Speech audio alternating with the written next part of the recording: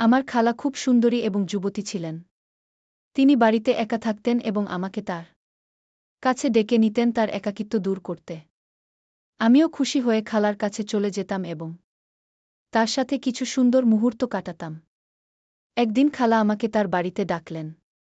আমিও খুশি হয়ে খালার বাড়িতে চলে গেলাম। আমি যেই খালার বাড়িতে পৌঁছলাম খালা ওয়াশরুম থেকে গোসল করে বেরিয়ে আসছিলেন। যেই আমি খালাকে দেখলাম আমার হুঁশ উঠে গেল। খালা আমাকে তার সেই রূপ দেখিয়ে দিলেন। আমার খালা খুবই সুন্দরী ছিলেন। তিনি দেখে মনে হচ্ছিল না যে তিনি একজন বিবাহিত মহিলা। সেই সময় আমি আমার খুড়োর বাড়িতে থাকতে এসেছিলাম, কারণ মা বাবা দুজনেই বিদেশে যাচ্ছিলেন। প্রথমে যখন খুড়োকে অভিনন্দন জানাতে এসেছিলেন তখন তিনি বাবাকে যেতে যেতে বলেছিলেন যে রাহুলকে আমাদের বাড়িতে রেখে যান। বাবা তাকে অনেক বোঝানোর চেষ্টা করেছিল যে রাহুল এখন বড় হয়ে গেছে এবং নিজের যত্ন নিতে পারে, কিন্তু তিনি মানলেন না। তিনি বাবাকে রাজি করিয়ে নিলেন এবং আমার ইচ্ছা পূর্ণ হয়ে গেল। আমার কাছে আমাদের পুরানো বাড়ির চাবি ছিল, যা খালি পড়েছিল। আমি তা আমার উদ্দেশ্যে পুরোপুরি ব্যবহার করতাম। খালা মনিকার বিয়ে হয়েছিল আমার খুড়োর সাথে ১০ বছর আগে। আমি তখন ১০ বছরে ছিলাম, কিন্তু তখনই খালাকে দেখে আমার খুব ভালো লাগত।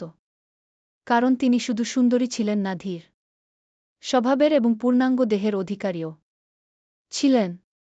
খুড়োর জুডিকে মিসাইল বলে মনে করা হতো, কিন্তু এখনও পর্যন্ত তারা দুজনেই সন্তানের থেকে দূরে ছিলেন। তারা দুজনেই তাদের ভাগ্য মেনে নিয়ে ধৈর্য ধরেছিলেন। খালা এবং খুড়োর মধ্যে খুব বেশি ভালোবাসা ছিল এবং আমার ধারণা ছিল যে খুড়ো খালার সব ইচ্ছা পূরণ করতেন। বিয়ের পর খালার দেহ খুবই আকর্ষণীয় হয়ে উঠেছিল। সুন্দর তো তিনি আগে থেকেই ছিলেন, কিন্তু এখন শরীরের প্রতিটি অংশ তার দিকে ঝুঁকে পড়েছে বলে মনে হচ্ছিল।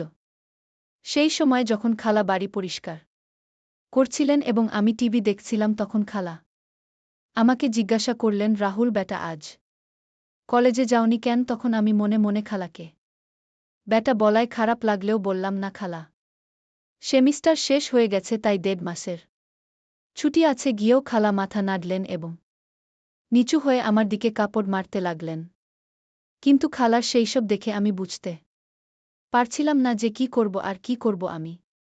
খালার বাড়িতে এসে ২ দিন কাটিয়ে দিয়েছিলাম। রাতের খাবারের টেবিলে খুড়োকে বললেন যে তাকে ২ দিনের জন্য লাহোর যেতে হবে। যদি তাকে বেশি দিনের জন্য বাইরে যেতে হতো তবে তিনি খালাকেও সাথে নিয়ে যেতেন, কিন্তু এইবার আমি খালার বাড়িতে ছিলাম, তাই তিনি একা যাওয়ায় সঙ্গত মনে করলেন। আমি খালার রুটিন এবং তার অভ্যাসগুলো ভালোভাবে পর্যবেক্ষণ করেছিলাম। আমি দেখেছিলাম যে তিনি চা বেশি পান করেন এবং চায় অনেক দুধ দেন, আর আমার ছিল কৌটার দুধ পান করার অভ্যাস। পরের দিন আমরা বন্ধুরা একসাথে মিলে একে অপরের সাথে মজা করছিলাম এবং আমি যেসব বকবক করছিলাম তা খুবই ভুল ছিল। আমার কথা শুনে খালা খুবই আশ্চর্য হয়ে গেলেন। তারপর তিনি তার কণ্ঠ দিয়ে তার উপস্থিতির অনুভূতি দেওয়ার চেষ্টা করলেন, কিন্তু মিউজিকের কারণে আমি কিছু শুনতে পারছিলাম না। আমার বকবক অনেকক্ষণ শুনে তিনি উঠে তার রুমে চলে গেলেন। কিছুক্ষণ পর আমি খালার কাছে গিয়ে বললাম, আমি চা পান করতে চাই। খুড়ো খালা মুচকি হাসলেন এবং বললেন, কেননা আমার বাচ্চা, ২ মিনিটে ফ্রেশ হয়ে আসছি, তারপর বানিয়ে দিচ্ছি। খুড়ো তিনি উঠে বাথরুমের দিকে চলে গেলেন।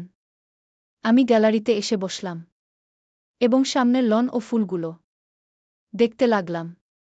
একটি ফুল আমার পছন্দ হয়ে গেল। আমি কাছে গিয়ে তা দেখলাম এবং তারপর তা ছিঁড়ে ফেললাম। খালা আমাকে ডাকছিলেন। আমি উত্তর দিলাম, আমি বাইরে আছি গো। তখন তিনি হাতে ট্রে নিয়ে বাইরে এলেন, যাতে ২টি কাপ চা ছিল। তিনি একটি কাপ আমাকে দিলেন এবং অন্যটি নিজে উঠিয়ে টেবিলে রেখে দিলেন। আমি সেই ফুলটি যা হাতে ছিল খালার দিকে বাড়িয়ে দিলাম।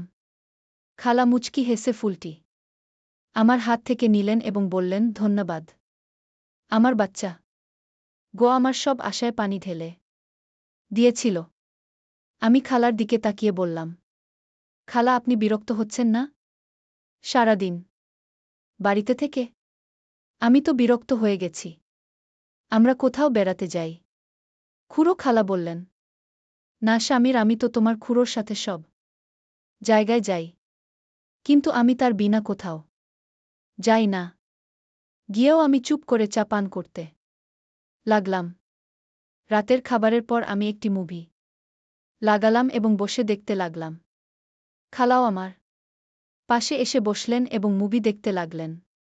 খালা যখন দেখলেন যে এটা সেই একই বকবক যা আমি দুপুরে খেলার সময় করছিলাম, তখন তিনি বললেন, আচ্ছা তাহলে এইসব বকবক কথা তুমি এখান থেকে শিখেছ? তিনি বললেন, বেটা এটা খুবই ভুল কথা, তুমি খুবই ভুল ভাষা ব্যবহার করছো। কি লজ্জায় আমার ঘাম ছুটে গেল। খালা আবার বললেন, আমি তোমার বাবাকে বলব যে তোমার উপর নজর রাখুক, তুমি হাত থেকে বেরিয়ে যাচ্ছই। হ্যাঁ, আমি মাথা তুলে তাকালাম এবং মাসিকে বললাম, ভুল হয়ে গেছে মাসি, আমাকে ক্ষমা করে দাও, কিন্তু কি করি, সব ছেলেরাই এই ধরনের মুভিদ একে আমাকেও তাদের জবাব দিতে হয়, তাই এই ধরনের কথা মুখ থেকে বেরিয়ে আসে। আমার কথা শুনে মাসি হাসতে লাগল এবং বলল, ভয় পেজো না, আমি কারো কাছে কিছু বলবো না। আমি জানি তোমরা ছেলেরা কি ধরনের কথা বলো। ঠিক আছে, অন্য কোনো মুভি লাগাও। এটা কি লাগিয়েছ? তখন গিয়ে আমার নিঃশ্বাসে নিঃশ্বাস ফিরে এল এবং আমি মাসিকে জিজ্ঞাসা করলাম, মাসি আমি কোনো মুভি লাগাবো?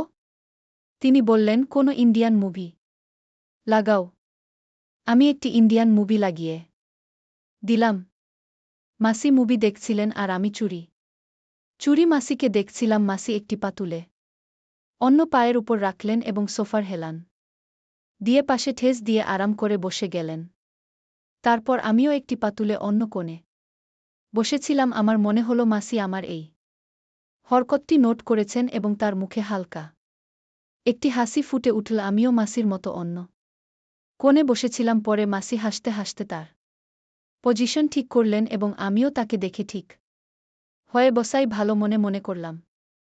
মাসি হাসতে লাগলেন এবং বললেন, রাহুল তুমি আমার নকল করছই। আমি তার দিকে তাকিয়ে মাথা নাড়লাম। তখন তিনি একটু রেগে বললেন, তুমি আমাকে কেন জ্বালাতন করছ? আমি হেসে বললাম, আপনাকে জ্বালাতন করতে আমার ভালোই লাগে। তিনি বললেন, কেন? আমি তৎক্ষণাৎ বললাম, কতদিন হয়ে গেল না কারো ডাঁট খেয়েছি, না কারোর থেকে জুতো উপরে। আপনি খুবই বোরিং। কি? আমার কথা শুনে তার কপালে ভাঁজ পড়েছিল এবং তিনি বললেন, রাহুল আমি কি সত্যিই বোরিং? তখন আমি বললাম, জানি না, একা থাকলে আমার কি হবে। কি? মাসি হেসে বললেন, তোমাকে মার খেতে হবে। তাহলে আমি দিচ্ছি খুড়ো। তিনি আমাকে কোনো মাসুমসা শরারতি বাচ্চা ভাবছিলেন এবং এই কথা আমার ফায়দার ছিল। সম্ভবত এই ধরনের ফিজুল কথা করতে করতে মাসি আমার বেশ কাছে চলে এসেছিলেন। যখন রাত 1টায় তার মোবাইলে চাচুর ফোন এলো, তিনি উঠে নিজের ঘরে চলে গেলেন। আমিও কিছুক্ষণ মুভি দেখে টিভি বন্ধ করে আমার ঘরের দিকে যেতে লাগলাম। তখনই আমি মাসির ঘর থেকে মাসির আওয়াজ শুনতে পেলাম, ইয়ার খুব মিস করছি আপনাকে। জানেন না কিভাবে কাটবে এই দিন? কি? জানি না। অন্য প্রান্ত থেকে কি বলা হচ্ছিল, কিন্তু মাসি যা বলেছিলেন তা আমার জন্য কোনো সারপ্রাইজ থেকে কম ছিল না। সকালে আমি তাড়াতাড়ি উঠে ফ্রেশ হয়ে কিচেনের দিকে গেলাম। কিচেনে কেউ ছিল না।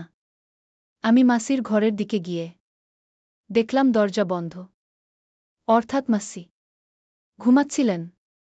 আমি কিচেনে গিয়ে নিজের জন্য চা বানালাম এবং কিছু স্লাইস গরম করে টেবিলে বসে নাস্তা করতে লাগলাম। আমি নাস্তা করছিলাম। তখনই মাসির ঘরের দরজা খুল। তিনি বেরিয়ে এসে আমাকে দেখে একটু লজ্জা পেয়ে বললেন, রাতে ঘুম আসেনি? অনেক রাত জেগেছিলাম, তাই সকালে তাড়াতাড়ি উঠতে পারিনি।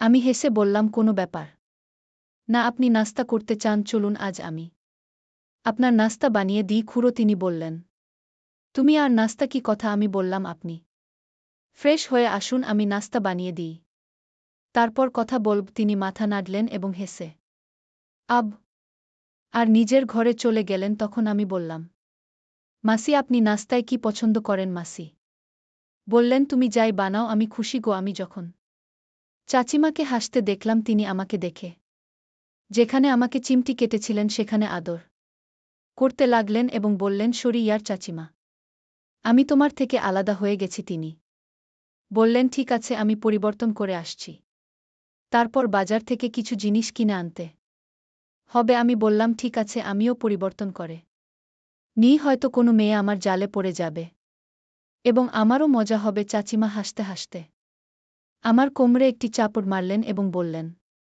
রাহুল, একটু তো লজ্জা করো, আমি তোমার চাচিমা। মা, আমি মাথা নিচু করে বললাম, ঠিক আছে চাচিমা। তখন তিনি হাসতে লাগলেন এবং আমার পাশে বসে বললেন, বাজে কথা বলবে না। আমি তার দিকে তাকিয়ে বললাম, কোনো দুর্ভাগ্য আপনাকে ফিরিয়ে দিতে চাইবে না। চাচিমা হাসতে হাসতে বলল, মাফ করো ইয়ার। কিছুক্ষণ নীরবতার পরে চাচিমা আমার কাছে এলেন এবং বললেন, সত্যি বল, তোমার কোনো গার্লফ্রেন্ড নেই? আমি তার দিকে তাকিয়ে বললাম, কেউ আপনাদের মতো পায়নি, নইলে তাকে গার্লফ্রেন্ড কি পার্টনারই বানিয়ে নিতাম যদি বাবাকে বুঝাতে হতো। চাচিমা হাসতে হাসতে বললেন, আমি কি তোমার কাছে ভালো লাগি? আমি আবার কোনো প্রেমিকের মতো মাথা নিচু করে হালকা করে বললাম, খুব বেশি।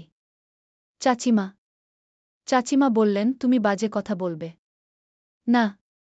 চাচিমা বললেন, রাহুল, দুধ নিয়ে আসো, শেষ হয়ে গেছে। আমি মাথা নেড়ে বাজারের দিকে চলে গেলাম। ফিরে এসে দুধের পাত্র ফ্রিজে রেখে চাচিমাকে জানাতে তার রুমে গেলাম, কিন্তু সামনের দৃশ্য আমাকে পাগল করে দিতে যথেষ্ট ছিল। চাচিমা সম্ভবত গোসল করে বেরিয়ে উঠেছিলেন এবং এই সময় আমার উপর কাহানি বর্ষণ হচ্ছিল এবং আমার অবস্থা এমন হয়ে গিয়েছিল যে পায়ে আর জান ছিল না। আমি ফিরে যাচ্ছিলাম, তখনই চাচিমা ডেকে জিজ্ঞাসা করলেন, দুধ এনেছ? আমার গলা থেকে যেন আওয়াজই বের হচ্ছিল না। আমি মাথা নেড়ে জানালাম। তখন চাচিমা ধীরে ধীরে পা ফেলে আমার দিকে এলেন এবং আমার মুখের নিচে হাত রেখে বললেন, কি হয়েছে রাহুল? আমি মুখ উপরে তুলে তার চোখের দিকে তাকিয়ে বললাম, কিছু না চাচিমা। চাচিমা আমার চোখের দিকে তাকিয়ে বললেন, রাহুল, সত্যি সত্যি বল, আমার এভাবে তোমার সামনে আসা কি ভালো? আমি মাথা নেড়ে আবার মাথা নিচু করে